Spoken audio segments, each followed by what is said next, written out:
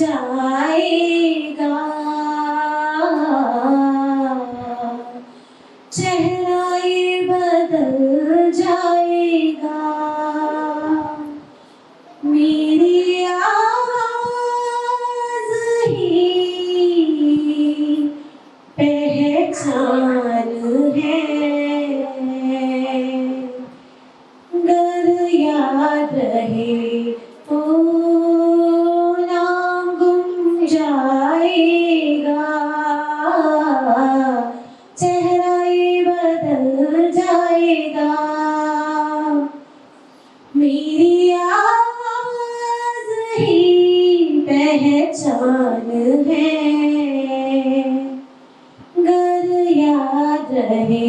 આ ગીત સાંભળી તમને એવું જ થયું હશે ને કે આ સિંગર છે કોણ? પણ તમને જણાવી દઈએ કે આ મહિલા કોઈ સિંગર નથી, આ મહિલા છે છોટાઉદેપુર જિલ્લાના કલેક્ટર ગાર્ગી જૈન.